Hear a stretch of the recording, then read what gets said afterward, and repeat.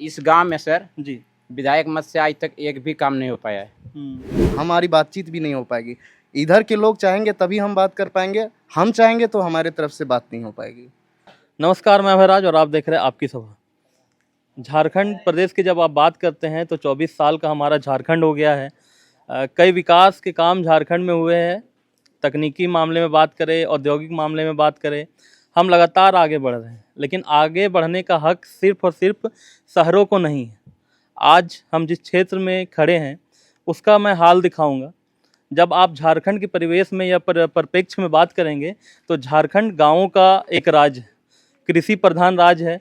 लेकिन जब आप इसके ग्राउंड जीरो में जाइएगा तो तमाम जो नेता हैं वो ये दावा करते हैं कि हमारे झारखंड का विकास हुआ है और हम लगातार उन्नति कर रहे हैं।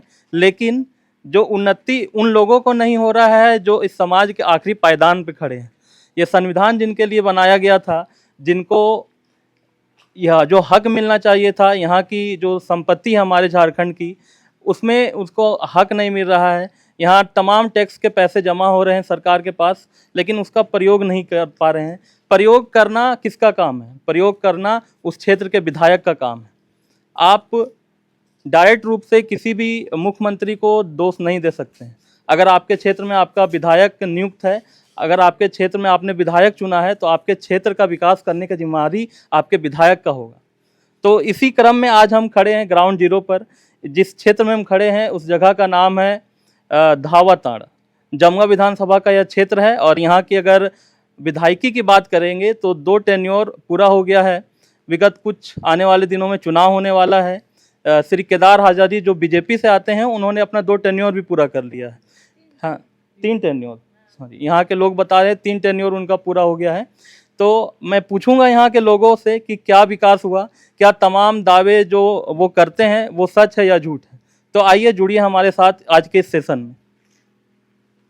तो यहाँ कुछ लोग हैं और मैं अनुरोध करूंगा संजय जी से पहले इस रोड का हाल दिखाएं। आज जहां हम खड़े हैं इस पंचायत का अगर बात करेंगे तो गुनियाथर पंचायत है, शायद यही नाम है। गुनियाथर पंचायत है जी। थाना यूपी गुनियाथर है। अच्छा, मेन थाना भेलवा घाटी। क्या नाम है सर आपका? मेरा नाम दशरथ यादव हुआ। जी। भेलवा घाटी एक पुराना नाम है हमारे झारखंड के लिए। जब आप वहाँ से मेन रोड से इस ओर घुसिएगा तो सबसे पहले जो रोड कनेक्ट करती है इस गांव को, इस पंचायत को, अगर आप एक पेशेंट को इस रोड से लेके गुजरते हैं तो अगर उसकी स्थिति खराब ना हो तो वो भी हो सकती है। इतनी भयानक रोड और सड़कें यहाँ हैं। तो सर सबसे पहले मैं यहाँ की बात करूँगा, आपके इस गांव की। यहाँ क्या क्या समस्या है?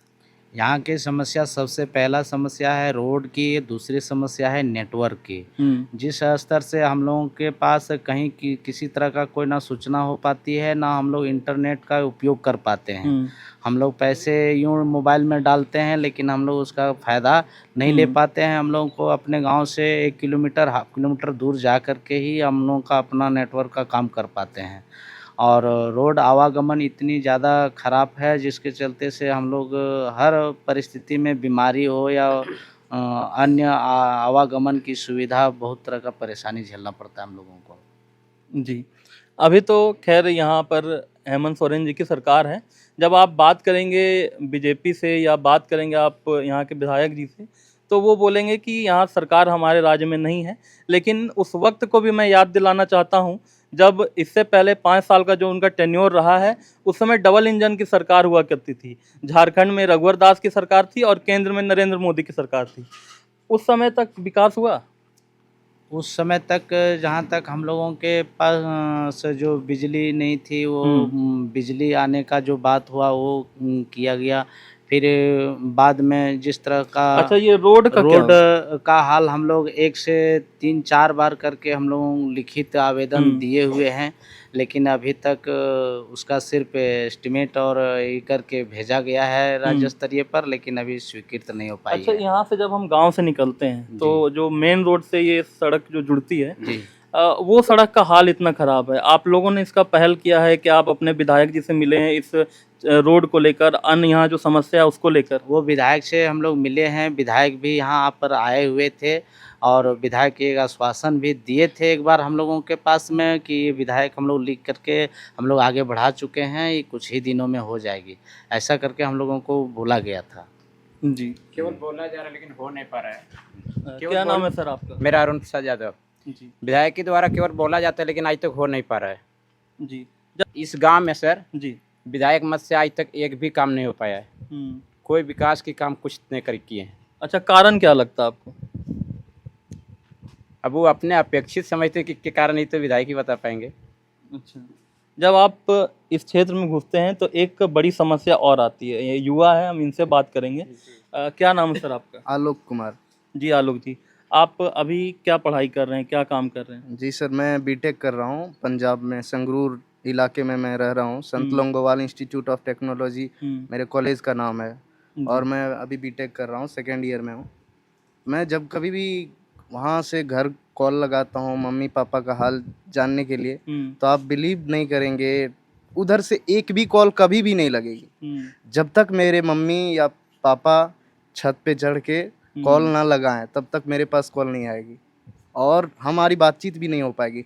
इधर के लोग चाहेंगे तभी हम बात कर पाएंगे, हम चाहेंगे तो हमारे तरफ से बात नहीं हो पाएगी। एक और समस्या हमको यहाँ देखने को मिल रहा है, कुछ लोगों से जब हमने बात किया, जी, इतने सुदूरवर्ती इलाके में शिक्षा की क्या व्यवस्था है? शिक्षा की व्यवस्था तो नहीं है सर। तो आप मैं जहाँ तक जानता हूँ, यदि यहाँ के बच्चों को शिक्षा की पानी है तो यहाँ से बाहर ही निकलना पड़ेगा। इस इलाके में शिक्षा का कोई स्तर ठीक नहीं है, मीन्स अगर आपको शिक्षित होना है और तो अगर आपको यहाँ से बाहर निकलना पड़ेगा। जी, अगर आपको ये सक्षम होगा कि आप होना बिल्कुल। पड़ेगा कि आपको अपना गांव कस्बा छोड़ के निकलना पड़ेगा। यदि आप सक्षम हैं तो हो सकता तो है। हो सकता है, यदि आप सक्षम नहीं है तो आप बेरोजगार ही रहिएगा, अनपढ़ ही रहिएगा। लड़कों के लिए तो खैर ठीक है, फिर भी है कि चलिए अगर यहाँ से दूर स्कूल है तो किसी तरह साइकिल से किसी अन्य माध्यम से पहुंच जाते हैं। जी, लड़के लेकिन कुछ कुछ लड़के चले जाते हैं। लड़कियों का क्या हाल है यहाँ शिक्षा को लेकर? लड़कियां तो जा ही नहीं पाती हैं, स्कूल नहीं जा पाती हैं। जो आसपास में जो छोटे छोटे स्कूल हैं बस उसी में जा पाती हैं और जब वो बड़े लेवल में जाना चाहती हैं 6वीं के बाद, तो वो यदि फैमिली इनकम अच्छी नहीं है तो वो बाहर नहीं जा पाती हैं और उनकी पढ़ाई ठप हो जाती है। लड़के तो कुछ कुछ सरवाइव करके इधर उधर लॉज वॉज में रह करके पढ़ ले रहे हैं, लेकिन लड़कियां बिल्कुल नहीं पढ़ पा रही हैं इस क्षेत्र में। जी।